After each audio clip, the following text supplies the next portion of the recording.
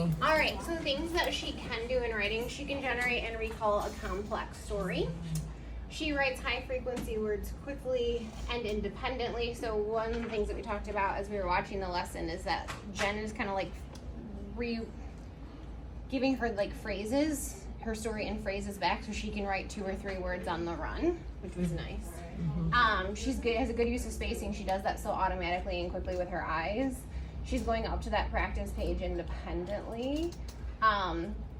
Great letter formation and size. So she's really, you can see her really thinking about putting her letters within her word close together, making sure that the size of her letters and their spacing are appropriate. She's self-monitoring for those lowercase letters. So we heard her asking Jen, like, can I see those together? Can you show me that? So Jen getting those magnetic letters out was nice for her. She's starting to monitor, which Jen said she can do, but she doesn't know how to correct it on her own. So we saw evidence of that there. She can hear and record most dominant sounds in sequence, use sound boxes effortlessly, which was very nice to see. Next steps. We said to continue with phrasing her story in chunks. So were you guys talking about the composing or the cut up? I'm sorry. The composing. So during the Okay. And maybe the cut up too. So continue giving her that back in chunks.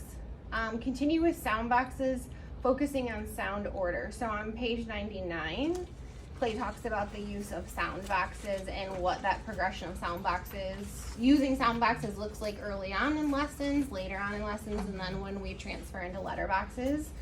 We felt like, please interrupt me writing people if I'm wrong on this, we felt like sound boxes was still an appropriate place for her to be because she's still having a hard time hearing and recording, especially those middle sounds in sequence, and she's so early on in lessons, so she could use some additional practice with that. And it will transfer to that slow checking that Jen is asking her to do in her reading. Constructing new words on page 88 and 89. So I know Jen's really been hitting that quick and fluent letter identification. So we said maybe taking some words that have those letters in them to fluency up on the practice page. So I believe that on 88 and 89, Clay talks about the procedures for bringing new words into writing and taking them to fluency. So write it here, write it again, write it faster. Can you write it one more time? More opportunities. Oh, sorry, that's the same thing. Yep.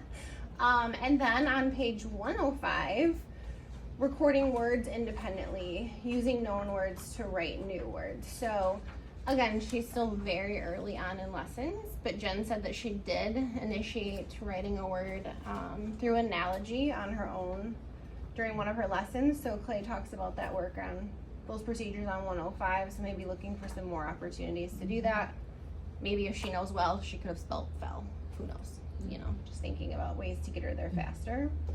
And we said we would have liked to have seen, maybe thinking, and we know you were running out of time. Sorry, I know, there you are.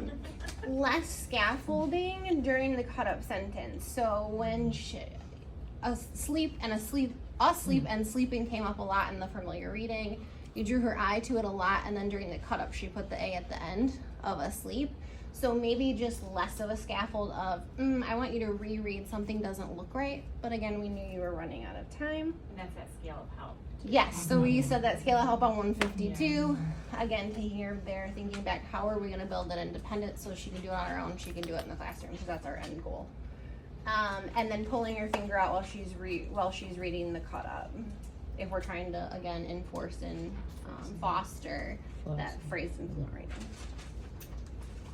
Did I miss anything? No. Nice job. You got it? Oh, you weren't recording. I'm just kidding. Can you get back up there? So rude.